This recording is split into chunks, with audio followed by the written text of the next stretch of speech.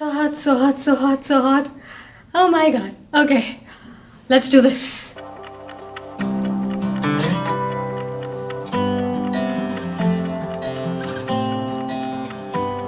Hello and welcome everyone. My name is Yep, India! Hello and welcome everyone. My name is Kartika Nair and you're watching Synchro Shakti. Make sure to subscribe because this is where you get all that tools and knowledge that will completely change your life. And of course, if you find benefit from these videos, make sure to share these with your friends and family because it will be a benefit to them. You're doing human service and you earn digital karma points. So make sure to share this with them as well. Today we're going to jump into another story time after a long time, and this is a poem that I'm sure all of us know about, but this is the poem called The Little Boy by Helen Buckley. Now I want to go through this again to give you two interpretations, which is essentially the teaching for today's video. So the story goes like this. Once a little boy went to school. One morning the teacher said, "Today we're going to make a picture." Good, thought the little boy. He liked to make pictures, all kinds. Lions and tigers, chickens and cows, trains and boats. So he took out his box of crayons and began to draw. But the teacher said, "Wait, it's not time to begin yet." And then she waited until everyone looked ready.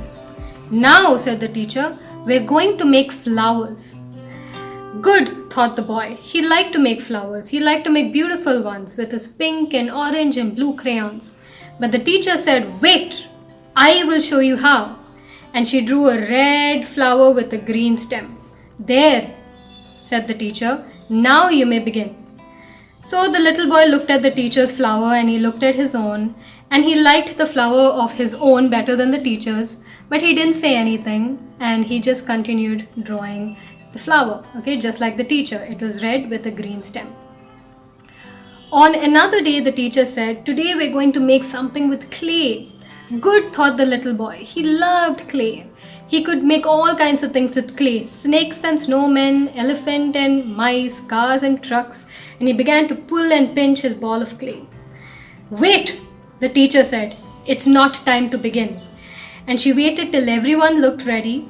"Now," said the teacher, "we're going to make a dish." Good, thought the little boy. He liked to make dishes. He began to make all kinds of dishes of different sizes and different shapes. But the teacher said, "Wait, I will show you how." So she showed everyone how to make one deep dish. "There," said the teacher, "now you may begin."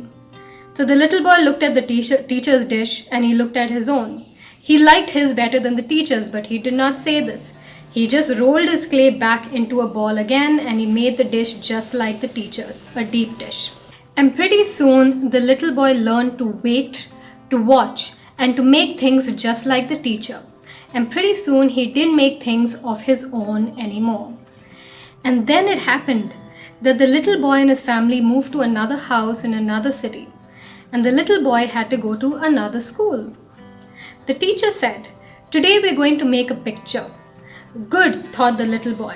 And he waited for the teacher to tell him what to do. But the teacher didn't say anything. She just walked around the room. When she came to the little boy, she asked, "Don't you want to make a picture?" "Yes," said the little boy. "What are we going to make?" She's like, "I don't know until you make it." So the little boy asked, "How shall I make it?"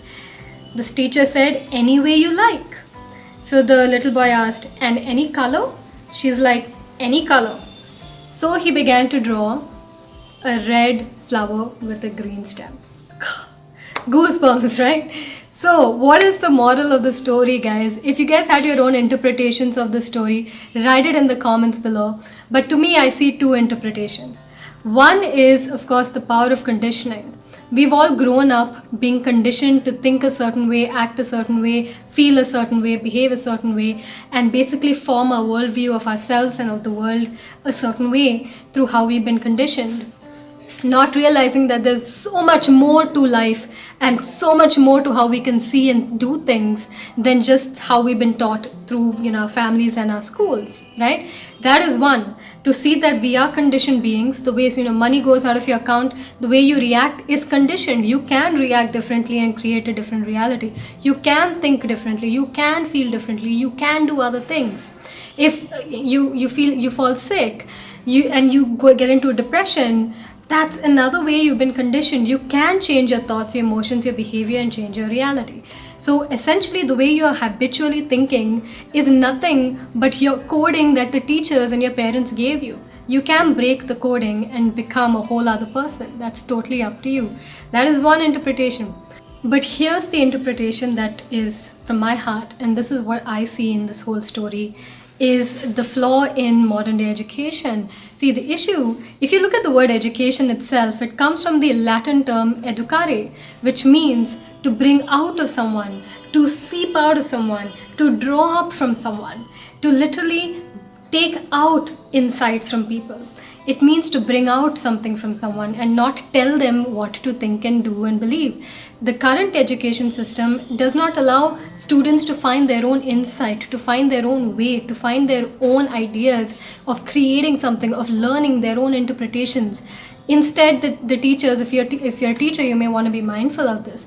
The teachers will tell them exactly how to think, exactly how to feel, exactly how to believe, exactly how to behave.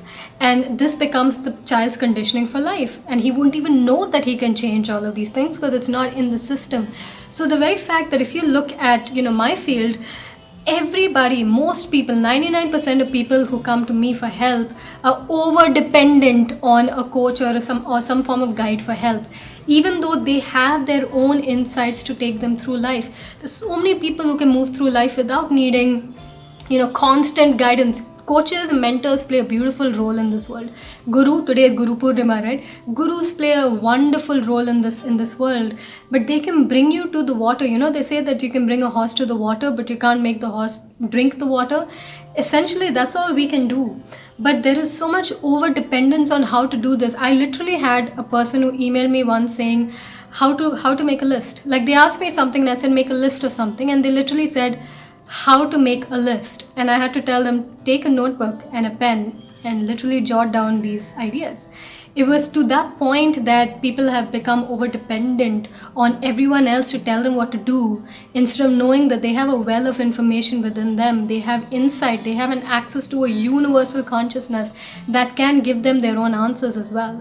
Gurus are fantastic roles. I never deny the role of a guru or a teacher or a mentor or a coach, but they are simply signposts. You have the insight within yourself to get up and actually find your way as well. If you have to tweak and turn and fall and get up and find your own way, that makes you stronger, that makes you independent, that gives you so much of insight into creating something that was your own.